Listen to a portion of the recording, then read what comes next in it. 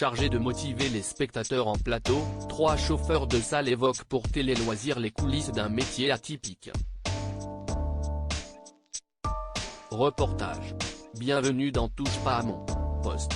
Ce lundi soir de mars, sur le plateau, le talk show de C8 n'a pas commencé. Ce n'est donc pas Cyril Hanouna qui officie, mais Lionel Tim, dynamique quadra et chauffeur de salle du programme. Le public le connaît pour sa victoire dans Popstar, en 2003, avec le groupe Link Up qui comptait aussi M. Pokora. Pour être chauffeur de salle, il faut, à la base, un savoir-faire artistique, confie celui qui a fait ses débuts en 2008 avec le public le plus difficile, les enfants. Ils bougent tout le temps, veulent aller aux toilettes et se disputent.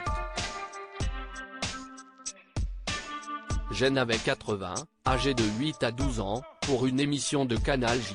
Sur le plateau de TPMP, Lionel est comme un poisson dans l'eau, avec la musique à fond pour motiver le public et l'inciter, sur commande, à applaudir ou à huer.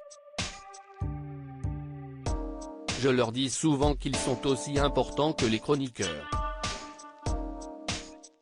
Pour le public, tu es l'image de l'émission comme la plupart de ses confrères, il ne dispose que d'une vingtaine de minutes pour se mettre le public dans la poche. Avec une multitude de techniques à la clé.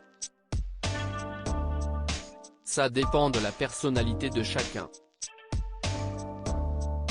Ma chauffe, c'est de l'explication et des vannes, analyse Rémi Guilloton, qui officie dans Quotidien sur TMC et dans de nombreuses autres émissions comme Quelle époque, sur France 2.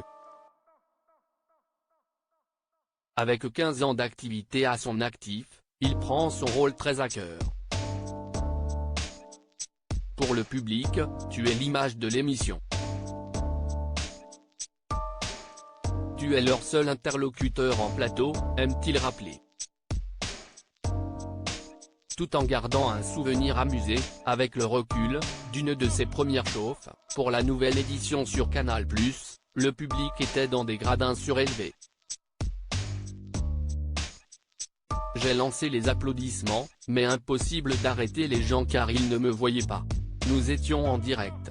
On est seulement 6 à travailler à plein temps, la chauffe est un petit milieu. On est seulement 6 à travailler à plein temps, souligne Rémi Guilloton. Il y a une solidarité à tous les niveaux, pour se refiler du boulot, pour préserver nos tarifs. Parmi ces heureux élus figure une seule femme, Lucie Bensoussan.